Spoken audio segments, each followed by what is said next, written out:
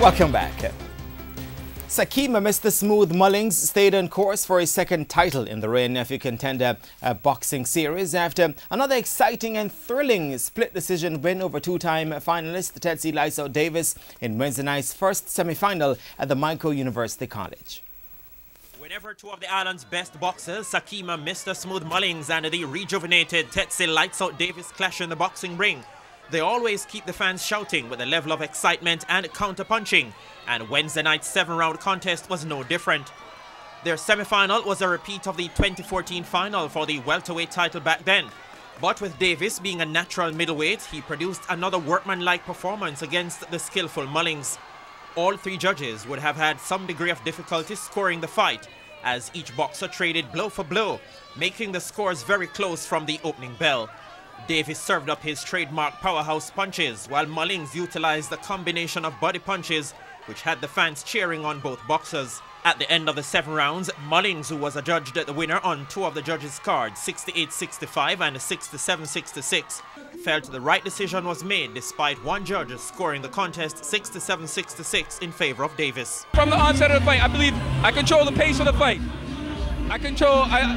There was only one instance in the fight where I believe Tsetsi was able to hold me on the ropes at his will. But when I was on the ropes, I was always catching, shooting, firing back, slipping, bobbing, and weaving. I was landing the more effective shots on the rope. And from distance, I was landing the more jabs and picking my body shots on the out and sliding out. So I believe those are instances that gave me the fight to land the more cleaner, telling shots.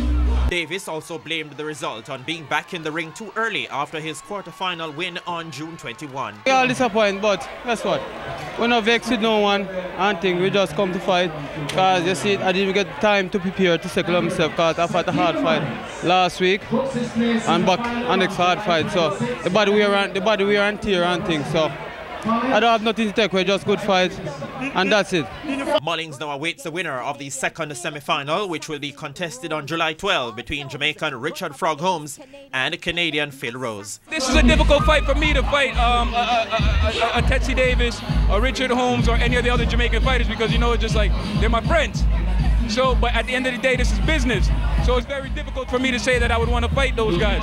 So, like, you know what I mean? I take no pleasure in going to the ring and fighting guys that I know. So preferably, you know, it was just like I came into this competition to fight the overseas-based guys. Spencer Darlington, TVJ Sports.